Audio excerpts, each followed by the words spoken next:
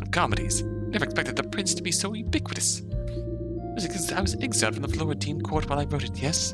I wanted to earn back their favor. I shared it with a very limited audience while alive. To be honest, it was so long ago, I'm not even sure if I truly believed what I proposed.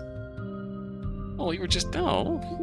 I intended it as a satire, a warning, rather than a guide. The other philosophers here seem to have mixed opinions on the matter.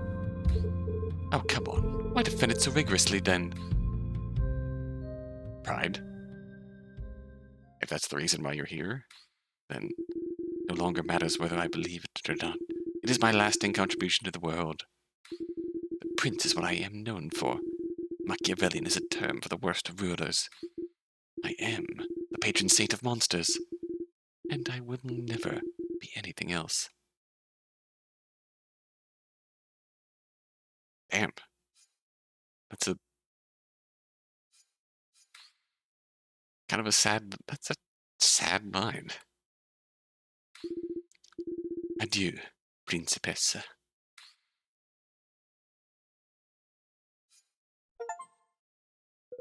Why do I kind of feel bad? Wow, I'm glad that's over. Agreed. This whole debate has made me feel very insecure. I'm sure you're not nearly as tyrannical as Machiavelli made you out to be, Arbiter. Though that was an effective bit of intimidation you used to stop his breakdown. Yeah, I think we've spent quite enough time exploring the dark side of philosophy. I'm going to make sure your next opponent is someone more positive. Well, as fun as it was to see Machiavelli face the damage he's done, we haven't advanced my campaign at all. We should incorporate some memorable slogans. Unlock the gate to a new future. Oh, Mom, please. Or, belief in America opens all doors. Okay, can I just reiterate something? We're not going to be able to prove your perspective to the gate, Mom. There are so many possible systems out there. Why are you so stuck on convincing everyone yours is the best? You remember your grandma and grandpa were turnip farmers, right? And if I didn't, your ads would remind me. It's not just a story for the ads. Their dedication and toil put me through college. That education's the reason I am who I am. The reason I met your father, had you, and ran for office. Everything good in my life I owe to them. If I pull this off, I can give others the opportunities they gave me. Yes, but can you pull it off? Oh, Mom, I'm sorry. I mean, I don't believe in you. It's just our politics are. I know politics can be difficult, but can make our lives difficult, but I've made them work. I've had to make some uncomfortable compromises. Missed a dinner or two. I've funded Capra, saved schools, fought corruption. If I win this election, I can do even more. I don't care about the missed dinners. You were there when it mattered. What I do care about is how many hoops you've... Make up. Hold on. Do something. No? Weird. As I was saying, just because you've done some good doesn't mean... Ariadne, please. Wait. I think someone is trying to... Ariadne, wake up! Oh dear. A new contract.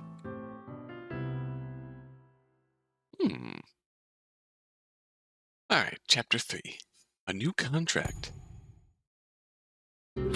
Ariadne! Oh no! Ariadne, what have these madmen done to you? Security, take this man away!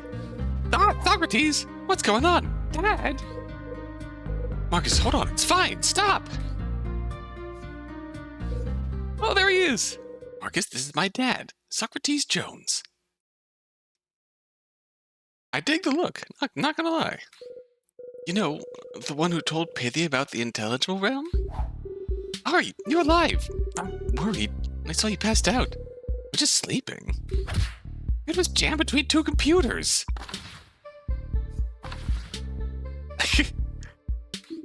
Her ability to sleep anywhere is a bit unnerving. But this is a top secret facility. How'd you even find us? Ari mentioned a bookcase, so I checked every bookcase in the whole school. Persistent. Wow, that's just a lot. I knew a phone call wouldn't work. Your parents are impossible. I see. Well, I suppose the damage is done. I'll call off security. I prefer not to have your entire family break into our lab. Why not? What are you hiding? Dad?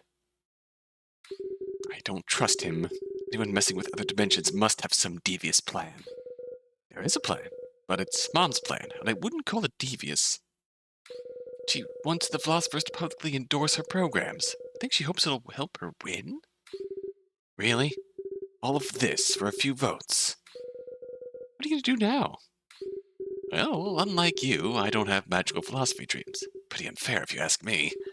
I came all the way down here. Might as well stick around. Jen and Marcus have been watching our debates through the portal. And I'm definitely staying. Maybe I can help. How? Good question. No clue. I'll think of something. You really mean it? I do not mean to question your political experience, Pythias Smith. You may have ample reason to be so steadfast in your approach. But the intelligible realm is not the Senate. Ariadne has spent more time in this realm than any living being. If you wish to win philosophers to your side, why not follow her lead? I let her run the last 2 debates.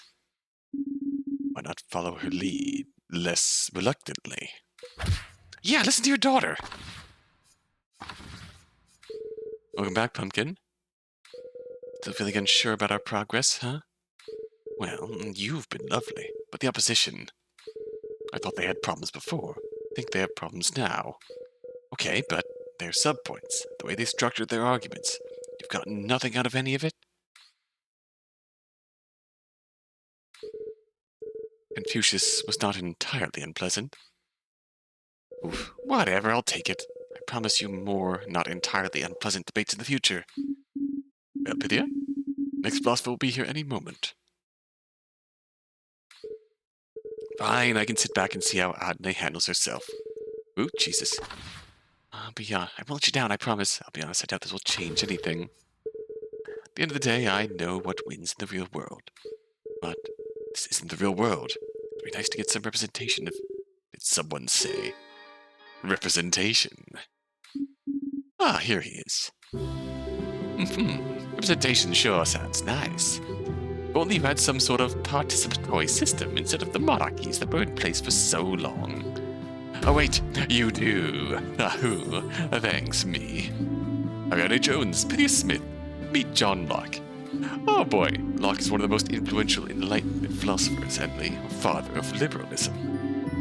In studying the evolution of political philosophy, his influence is undeniable. Forget John Adams, forget Thomas Jefferson, forget Alexander Hamilton. Their accomplishments were upon the foundation I built. You could say I founded your founding fathers. The founding father of founding fathers. Unfortunately, it may have gone to his head a little. No kidding. Oh, poppycock, I'm a little pride in my ideas. I was somber all my life. Permit me some levity in death. Well then, what are these ideas you're so proud of? I'm glad you asked. Let us commence. Boy. In the natural state, people are free and equal, none subordinate to any other. In this state, they have 3 inalienable rights: life, liberty, and property. However, people find they need an authoritative power to protect these rights and punish violators. Thus, they form a social contract with a governing body, giving up freedoms in exchange for civil protection. Seeing how this idea is recognized by your own government, clearly you should accept it as true. The philosophy heard round the world. Aha. This is sounding familiar. Interesting. That's it? Interesting? My. Are we so cynical we cannot give credit where credit is due? You can call anything interesting. My philosophy was revolutionary. If I had known John Locke was next, I never would have ceded the lead. Unlike the last 2, an endorsement from him would be an honor. You shouldn't leave ideas unquestioned just because you find them appealing, Mom. Learned that lesson last time. Ah, yes.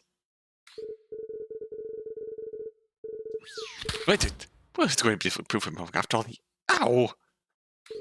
What was that? Did someone throw this paper at me? I would never. There's writing on it. Thought of something. Oh, yeah, that's a thing. Dad found the secret lab. Must have thrown that note through the portal. Seriously? Get my feet... Ow! You don't want me breaking into your secret labs, maybe don't do secret things. Ah, that man is... Okay, then. Locke, let's see if your revolution holds up to scrutiny. It's amazing. Huh.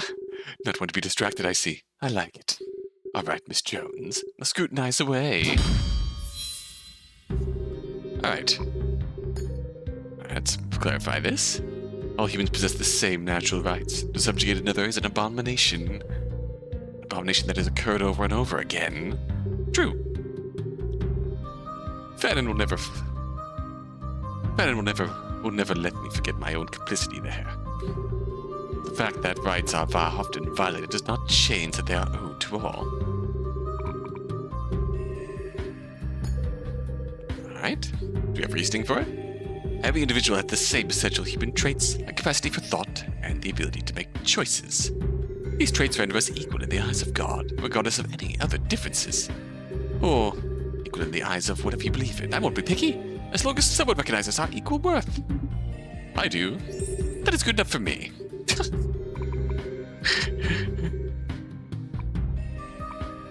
I love the silly I love silly dadcore arbiter.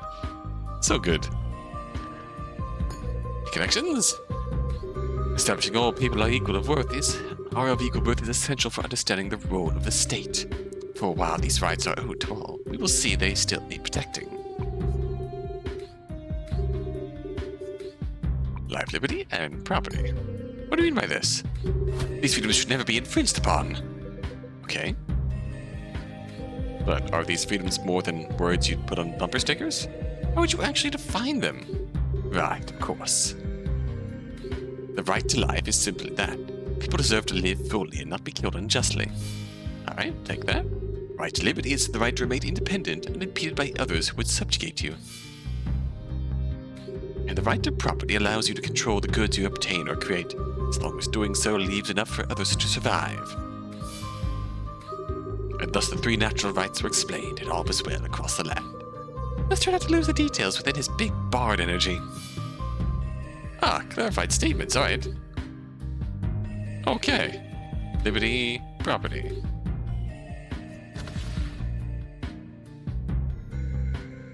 We'll come back to that.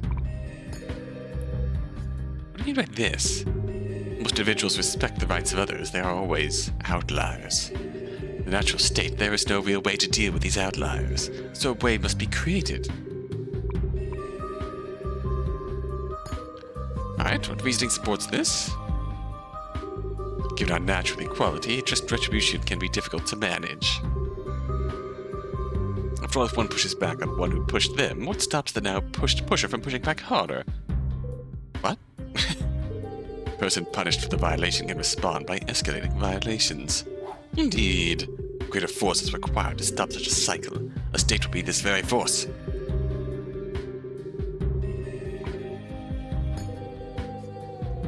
Connection? This establishes the need to protect natural rights, which would naturally flow into the need for government. It's the social contract with governing body.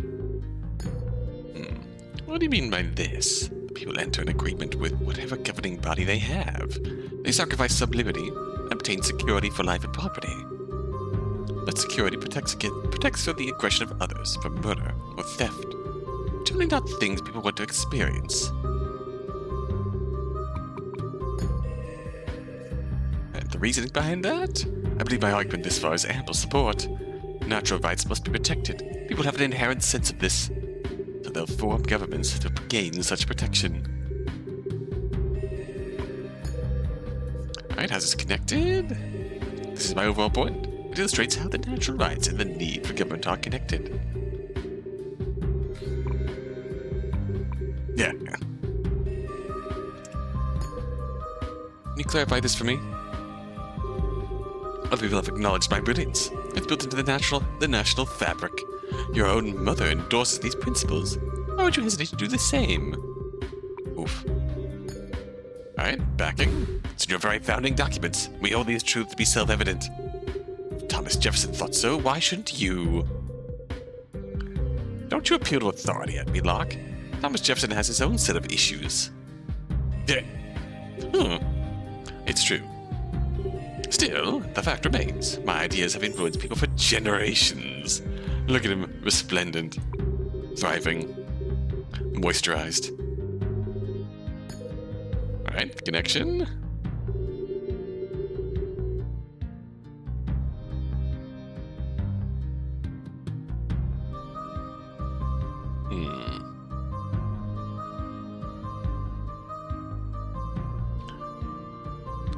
Is the fact that others believe not compelling evidence you should accept this yourself? Yeah, no. Let's nix this bit of ego stroking. Time. But deep down, you know I'm right. Okay. Based. Boastbusters. Let's do this achievement for this. Locke's pride in his philosophy is probably justified, but I still feel something is off here. Some basic inconsistency that needs to be resolved. If I you should just ask every possible question until he gives up. That's what I did. Great. Great advice, Socrates. Glad you're here to help. I'm so glad Socrates is back. Clarify this, then. To kill the other unjustly or deliberately inhibit their ability to survive is a violation of natural rights. To kill another unjustly. So there are times when killing could be justified? I'm afraid so. Someone who has killed many others is an obvious candidate in my view. By default, life should be allowed to reach its full conclusion.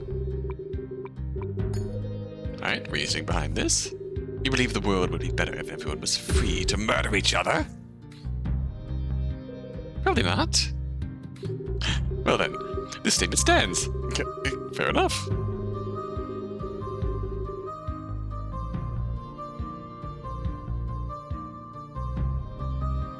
I feel like that's a tactic we used in the previous game, where if the inverse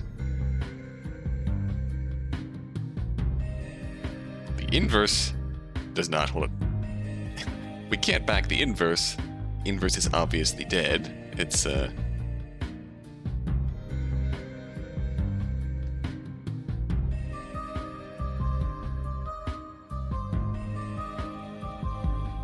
yeah. I'm thinking about that too much. Not disconnected? It's the first of the three essential natural rights. All three of the natural rights define what human beings are owed, just for being alive. By understanding what humanity is owed, that we can understand the duty of government.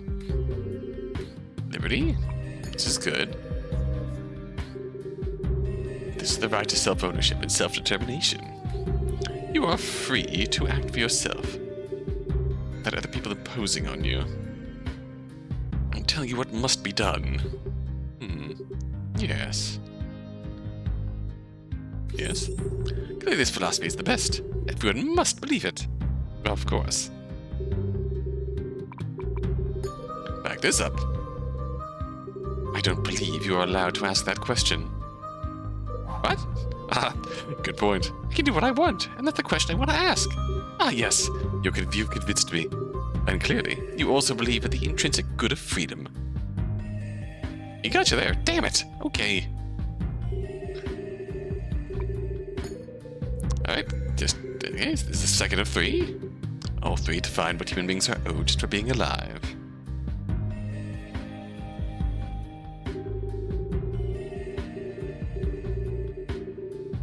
It's only by understanding what humanity is owed, after all, we can understand the duty of government. Huh, déjà vu. Yeah, it's exactly the purpose of the previous one. Alright, property. Property? What, the right to have stuff? The right to have the stuff you can use.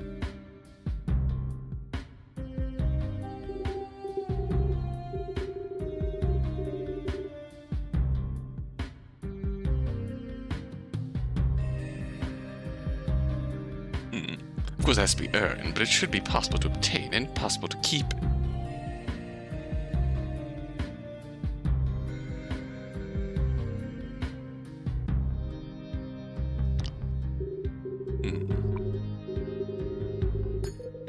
What reasoning supports this statement?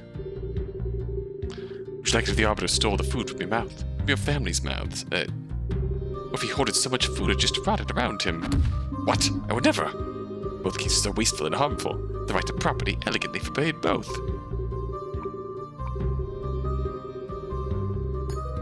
Alright, how this connected? Oops, hello. It's the third of the three, yes, yes. We can understand the duty of government, yes, I know. Locke keeps saying the same thing over and over. What do you expect? These rights are all connected in the same way. Ask similar questions, get similar answers. Alright. Only power to pack these rights. Alright, let's actually go through what we have here. Right to life.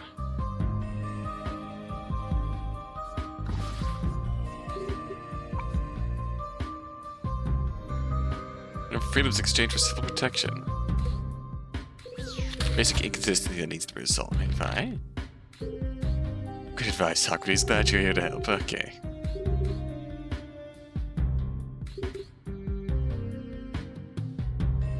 Give up liberty.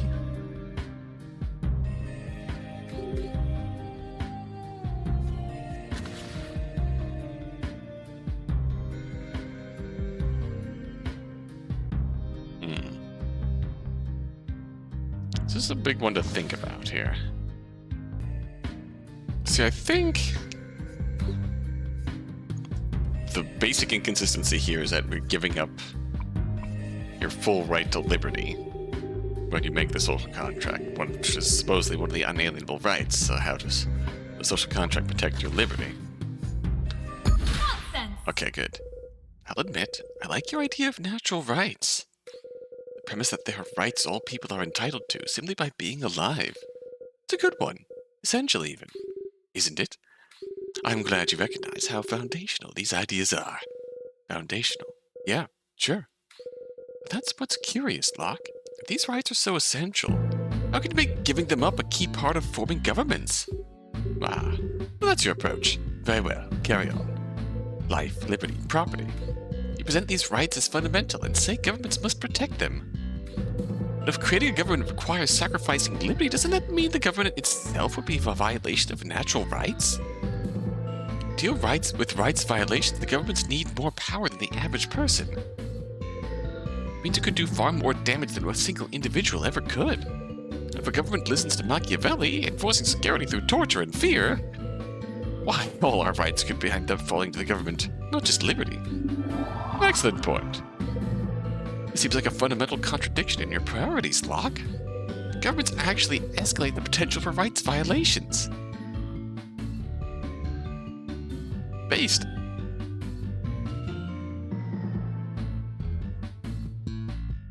We are darn right they do.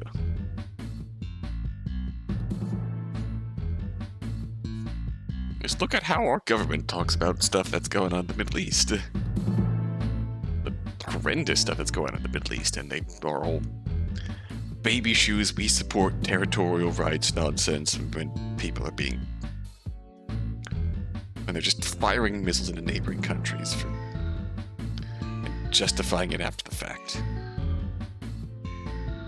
It's all absolutely awful. Alright. How would that possibly stand? It'd be better off with nothing at all. Nonsense! Oh, I like that voice. Astute observation, my dear. It's certainly true that government could become a greater violator of natural rights than any individual. You've got me in a corner. If only I had taken this into account in my thoughts. Oh, wait, I did. Is he for real? Allow me to explain how the government's power should be limited. Alright, let's see what we got here.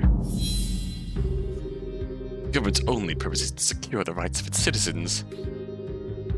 The power of the government must be exercised deliberately in service of those ends. Any use of political power that does not serve the needs of the citizens is therefore an abuse of power.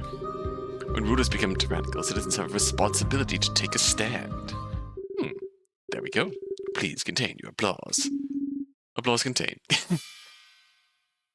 Governmental limitations.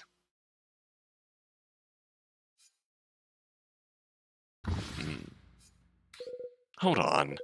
None of this is mind-blowing. This is stuff I'd hope every government would believe. I suppose someone from your era might think so. But isn't that in itself impressive? I popularized the standard. Indeed, before Locke's second treatise on government, these ideas were far less widespread. This work had not been publicized. When it was, history might have looked very different. Sometimes, my dear, there is value in finding ways to explain and justify what should be obvious. I deserve some appreciation for that, do I not? Okay, sure. Allow me to show my appreciation then. Questions. The greatest honor is to have your ideas challenged. Alright, to clarify. The government must prevent the natural rights of citizens from being infringed upon. Alright, reasoning. This is clearly a statement of principles, is it not? The rest of my argument will explain why government should work this way. Fair enough. Well, that's just because. Without this principle in place, the government would have license to trample all over its people. But with the maintenance of rights as the sole purpose of government, such violations become far less likely.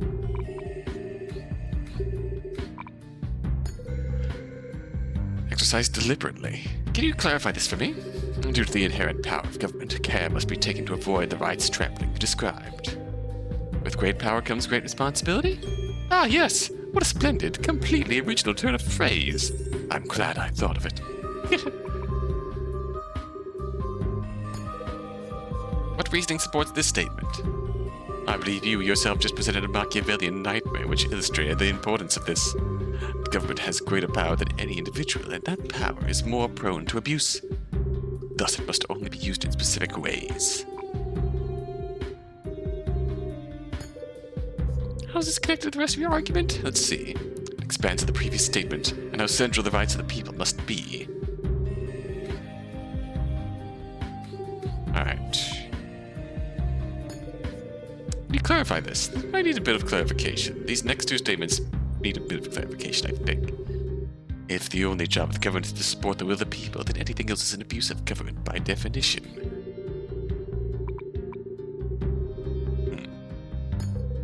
Alright, reasoning. Let's say the government has access to some powerful technology, capable of generating immense heat. It would be morally bound to use this technology to benefit its citizens, to warm those in dire need of warmth. So what you're saying, John Locke, is that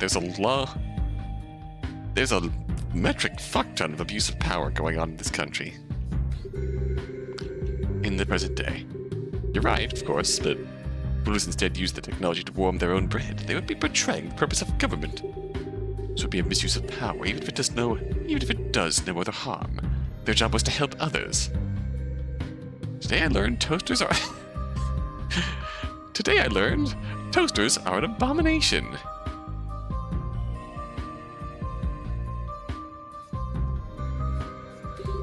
Not all toasters, my dear. Just selfishly used government toasters. All right.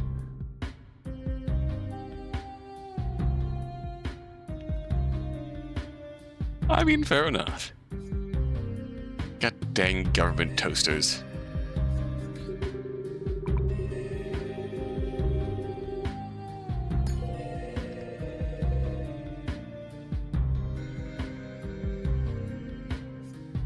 This is how we know a government has strayed from the path.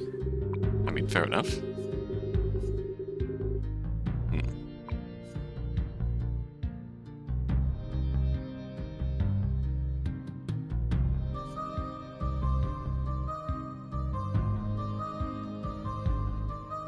See the threads connecting this consent to the governed. In Confucius's ideas, at least how they were presented to us, the point where things start going wrong is when the people realize that their ruler has lost the mandate of heaven, and things are going to change. The same things start cropping up. In this sense, then we get it's the citizens who take responsibility. Take a stand. What exactly does that mean? Protest in the cafeteria? Oh, no. Tyrants would never allow such supper-time disruptions. The only hope is to replace the corrupt regime with a new one. And how does that happen? Well, kings and queens are unlikely to just step down, so armed rebellion, barricades. People must put their very lives on the line, otherwise the violations will continue. Armed rebellion, barricades, guillotines. Based. Oh boy.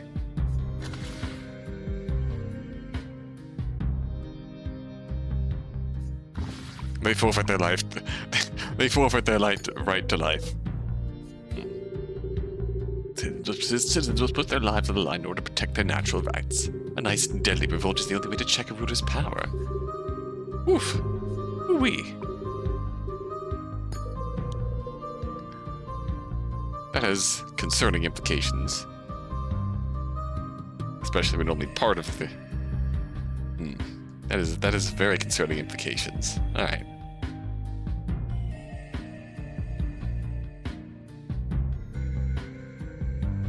What racing sports this? We've established that the natural rights are paramount. When a ruler wishes to violate those rights, well, we have a problem. These people must fight, or else lose everything to that troublesome monarch. There's really no other way to dispose of a king or a queen. Violence is a very interesting update here. It shows what citizens must do to keep the governments in check. Well, this does attempt to counter the initial problem, but I still feel like there's some fundamental conflict here. Just gotta pinpoint what. We must violate your inalienable rights in order to maintain the overall good.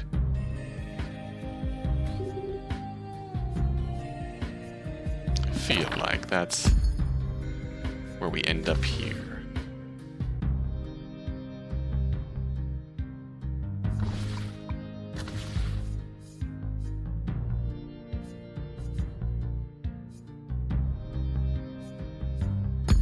Nonsense! Locke, you still believe the rights to life, liberty, and property are essential. Of course, that's why the government must limit itself in the way I described. If it doesn't, then the people must fight to overthrow it. So, in other words, in order for the people to protect their right to life, they must regularly endanger their lives. Ah?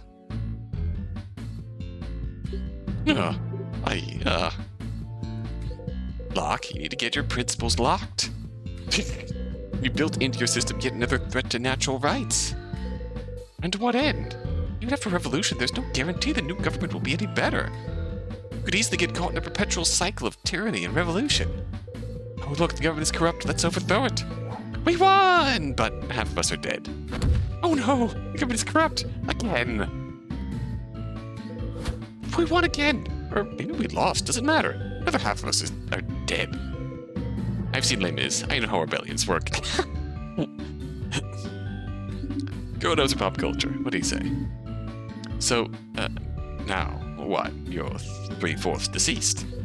The actual percentages I'm using don't matter, Arbiter. The point is, revolution is definitely needed sometimes. Constant revolution is unsustainable. The cost in life is simply too great. How many empty chairs and empty tables are too many? People can only sing the songs of angry men so many times before they get a sore throat. Girl is dropping all the references now. Or are all dead. Yes, or are all dead. Look, there must be a better way to keep the government in check. To protect the lives of the people. Like, hold the government accountable without violently overthrowing them constantly. Until you find one, our natural rights are always in danger. Like, maybe that is the end goal for, like, the true despots. The Machiavellian rulers. But, like, normal checks.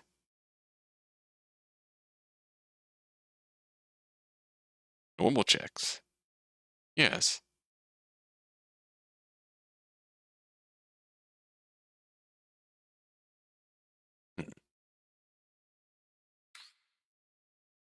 Hmm.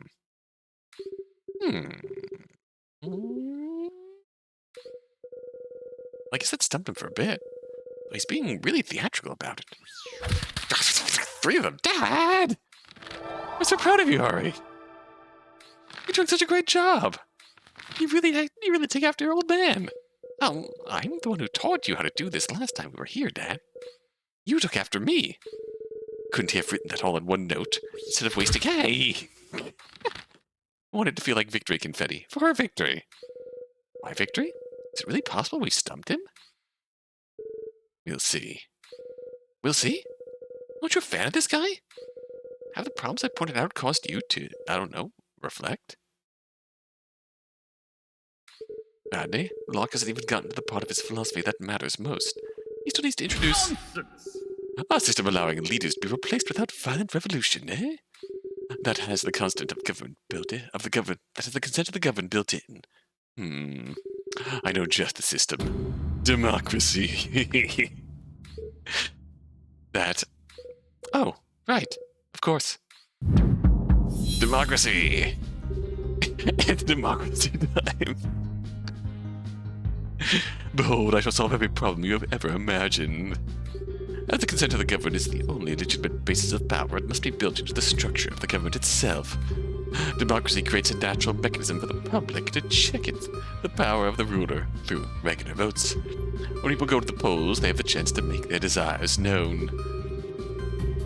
They can assess the effectiveness of the government for the performance of the last few years. The government has strayed too far from those desires, people can always vote the leaders out of power.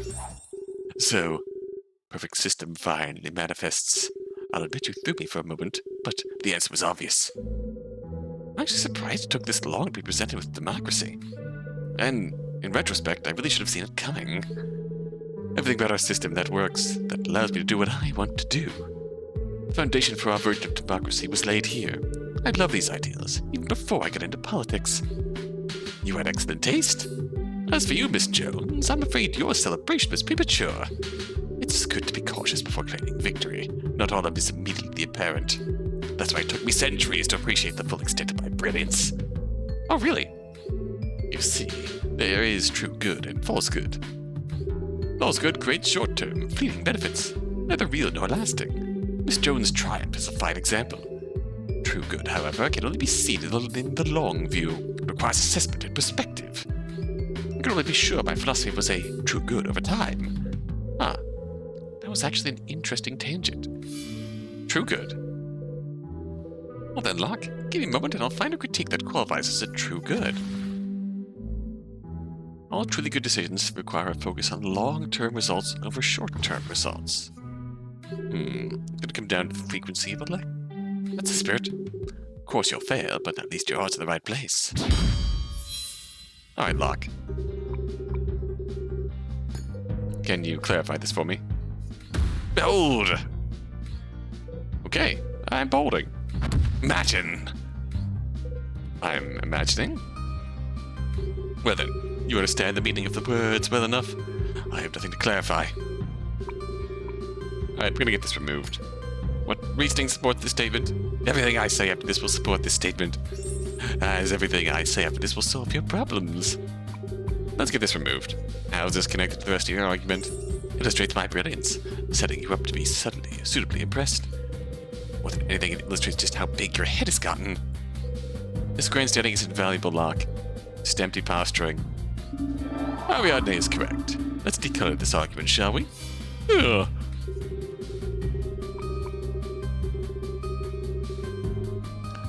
The consent of the government is the only legitimate basis of power, unless you built it into the structure of government itself. That's fair. Verify this.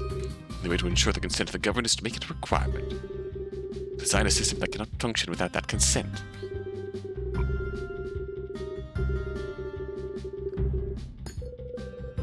Let's back this up. This is the natural conclusion to reach after your objections. My previous systems had the consent of the governed assumed, but that demanded revolution to make the discontent known. In order to address this, our system must actively seek and reaffirm consent. It is too important to leave implicit. That's right. How it's connected? It reiterates the reasons we need to revise our system.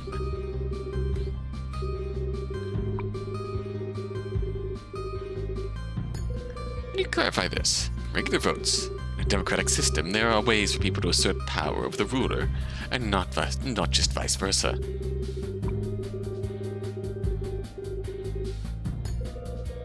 What reasoning supports this statement? Every time people vote, they willingly participate in government.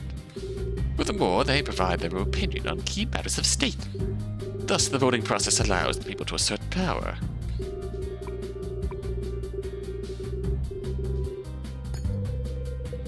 Connection? This establishes how democracy solves your stated problem. Constant revolution is unnecessary. Transitions of power can be bloodless. Alright. In any democracy, people will vote to express their desires. If they voted against their desires, they would be demo crazy.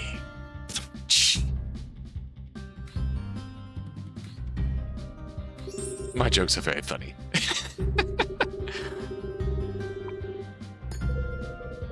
What reasoning supports this?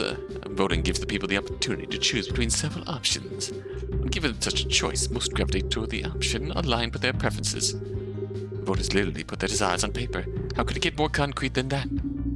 They could carve their desires into actual concrete. I suppose they could. That might make the process quite cumbersome, however. Carve your vote into the stone pillar, citizen. How's this connected? Establishes the new murder-free mechanism people have to show or withdraw their consent. Fair enough. A few years. Can you clarify this for me? People make decisions for the future based on how the state of things in the immediate present and past. Alright, reasoning. Most natural way to assess the quality of a ruler is the outcome of their rule. If things are going well, with bounty for all, voters will wish to stay the course. If things are going poorly, well, they will throw the captain overboard. Did this just become pirate law? Democracy did have traction with early privateers. Indeed, that's why the only thing they ever pillaged was our... was our hearts. You sure that's extremely untrue, and also entirely relevant? Performance over the last few years. How's this connected? People engage with the mechanisms of democracy.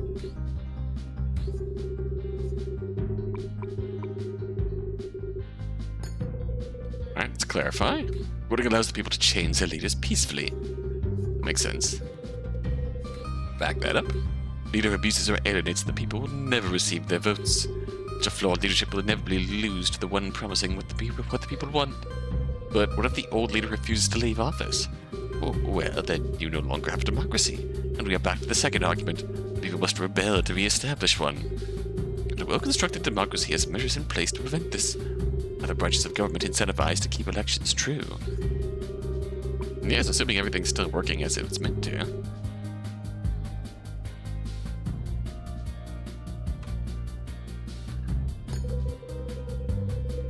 And we don't have a Congress that's not doing their fucking jobs and standing up for our rights. So the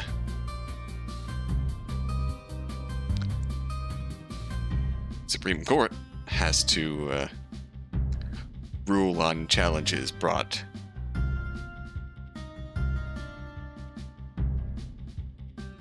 on major issues here.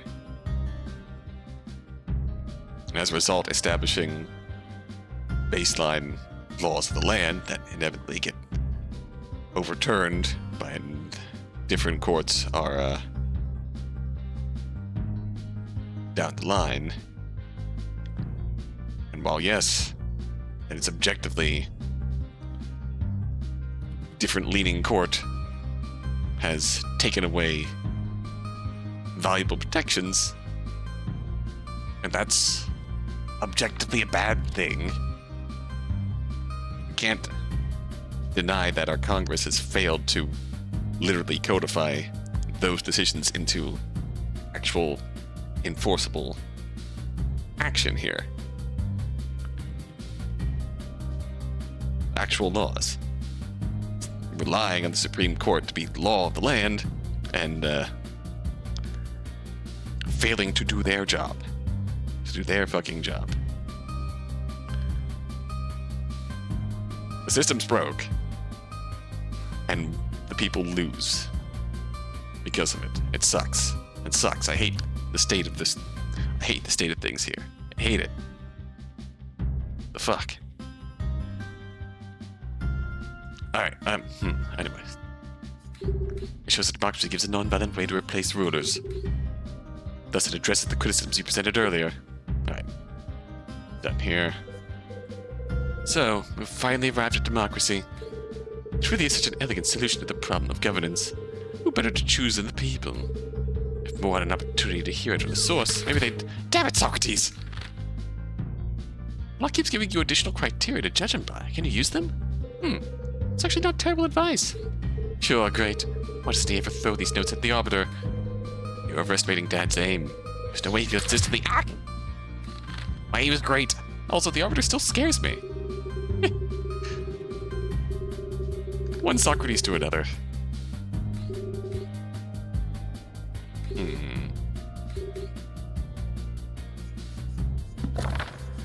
Additional criteria to judge him by.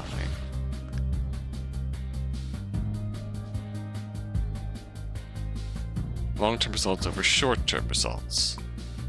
The obvious challenge here is true good. Nonsense! Okay, Locke, I gotta concede you were right earlier.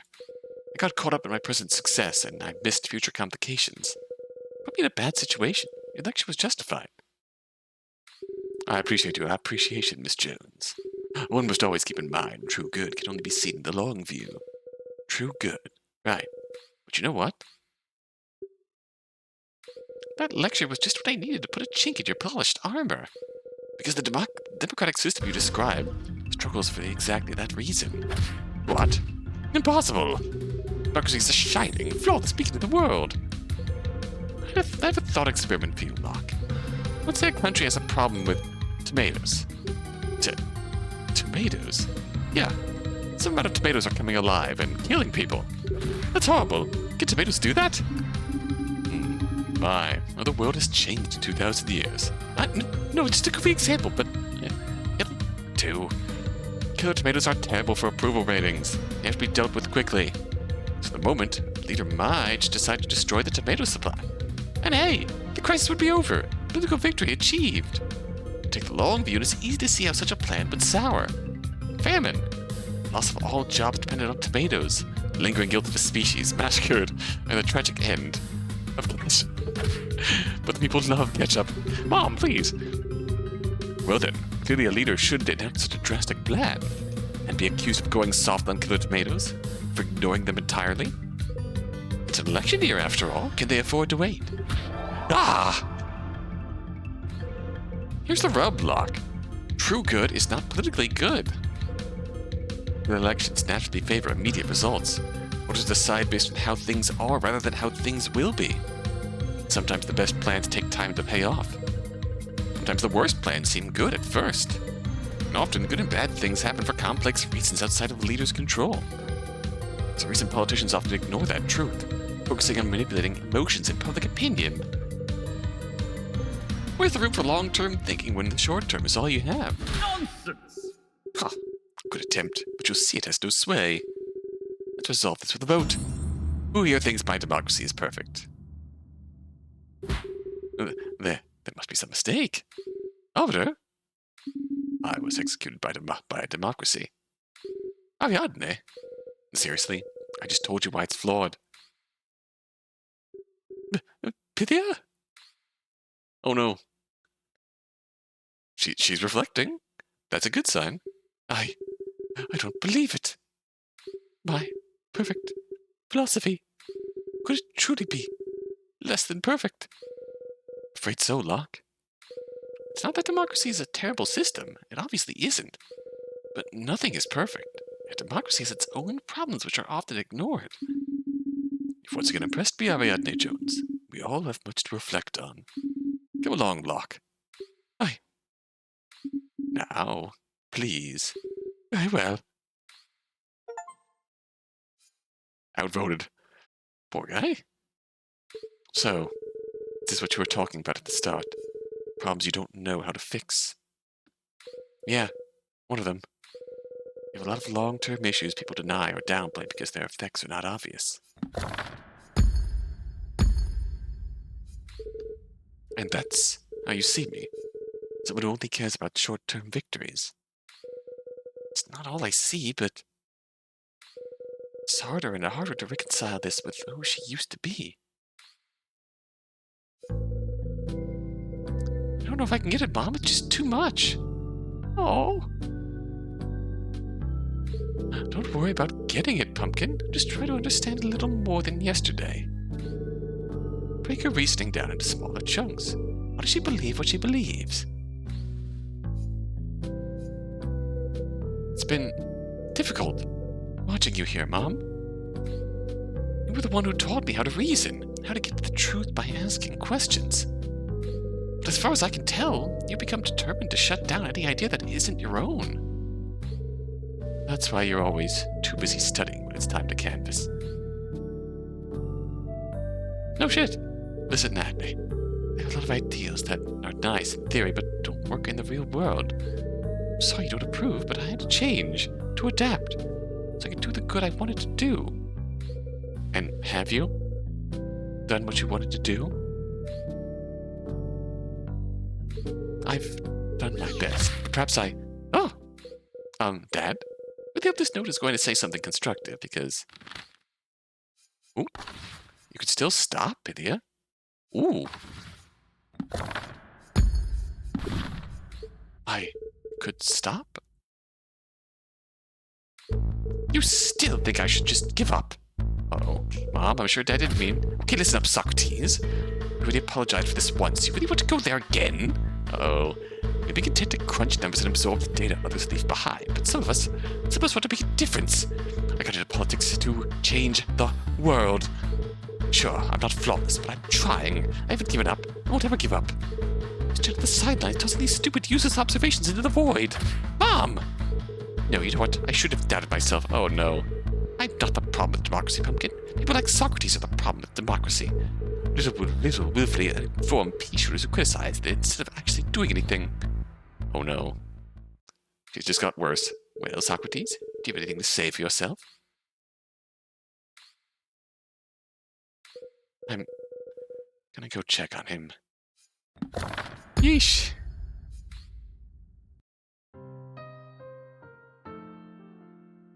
Seeing red. Oh boy. I wonder who will be next. I have a feeling who will be next, because there were a few names that were introduced in the trailers leading up to this. We will see. Till then.